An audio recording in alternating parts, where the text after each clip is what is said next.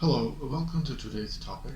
For those of you starting out in learning a new programming coding language, this is a must-watch video for all of you. But if you want to look at my other content, check out the playlist on various niches. Now, you can become a reasonably good C++ programmer in a short period of time, but to become an expert takes a very, very long time. There are a lot of mistakes you can make in the language and hundreds of rules you have to remember. It is very, very complicated, and you learn through years of pitfalls and mistakes and self-correcting and fixing and other people's bugs and codes. So it's a very long and tedious process. Starting learning C++ at a young age because the language sticks forever and stays in your memory.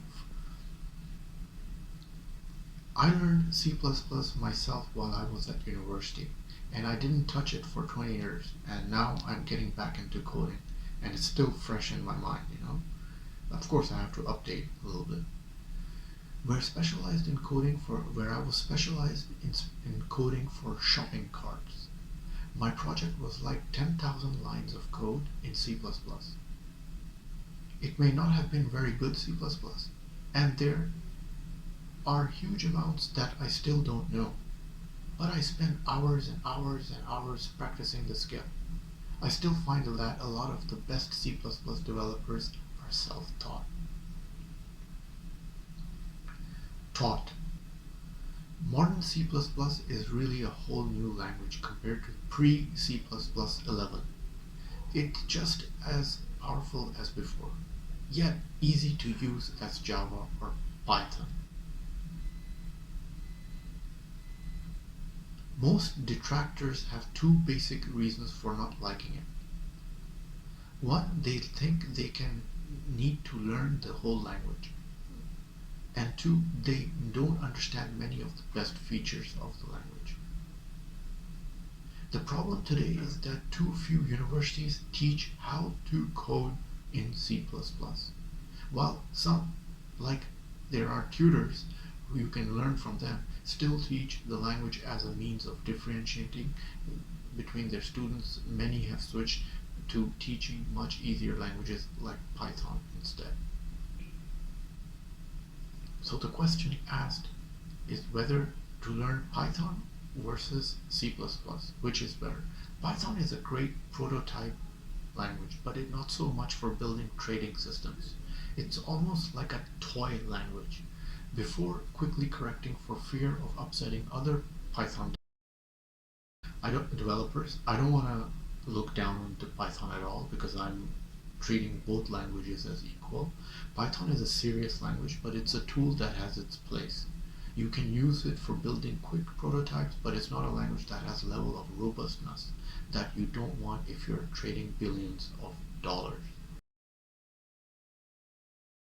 Unlike Python, C++ has a static compiler that makes you correct your errors as you go along.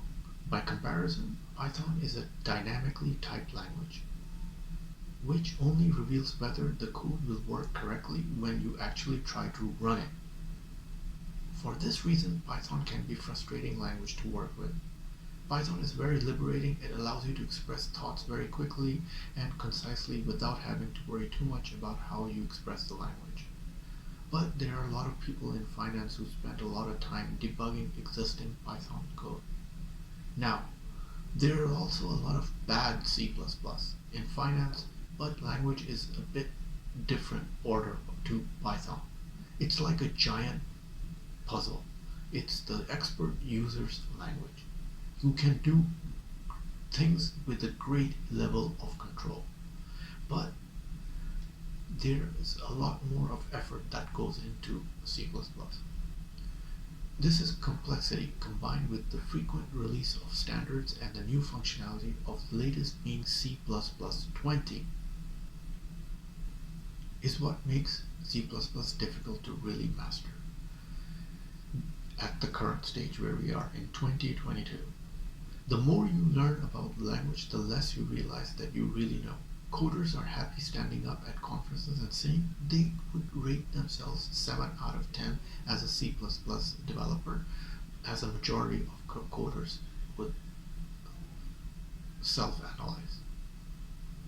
Should you learn C++ instead of Python? It is worth learning C++ though, with the supply of university students competent in C++ drying up. The finance industry is fighting over increasing a small pool of developers in the language. See, the thing is, because I'm getting into Python these days, so I thought that I should pick up on my beloved C++ language, which I learned in my university days, all over again now in 2022. So I'm learning Python at the current time, and at the same time I'm learning in parallel C++. So I'm learning two languages because I'm using my brain processing power. So it's better to use your resources effectively to maximize your profits. So I'm learning two languages because where you're learning Python, you can easily switch to C++. It's the same programming, coding structure. Of course, there are big differences. I'm not going to get into that, but this is a shortcut to learn two languages in one go. And of course, I had university days of self-taught C++ as well. Some firms are choosing to grasp the nettle and to train people themselves. At PwC, plans to recruit 10 graduates this September and to train them in C++ 20.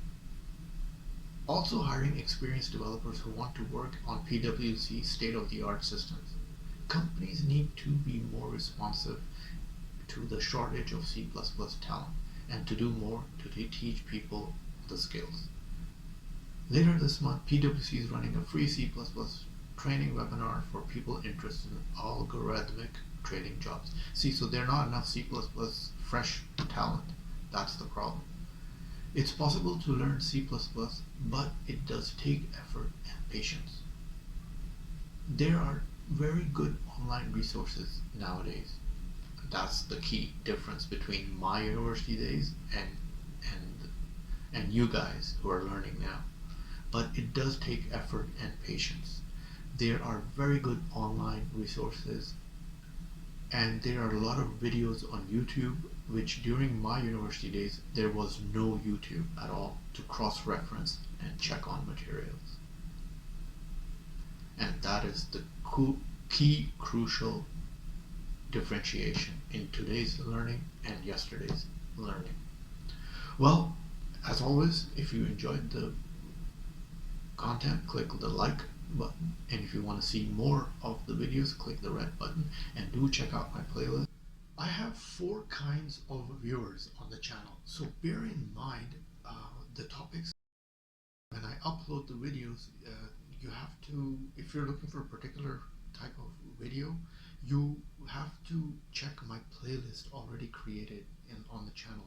So if you don't see your interest of topic in the next upload, when I make an upload next time, you just go to my playlist and you will see them there. And I have created playlists already if you want to dig deeper into a particular topic for you. Also, I am enclosing inside the video's description box link to my website, which is from an old website, so bear in mind the name Online Scammers. It's nothing to do with scammers, it's just a link of a website from that URL, a detailed list of everyday videos that I make, that I have made. You can see a detailed description and take the viewing pleasure from there, because it's much easier. You can't show all the videos on the YouTube platform, so I've created a website where you can see anything you like at a click of a button. And see you next time. Ta-da from Shaz. Enjoy this video? Then must have a look at these videos.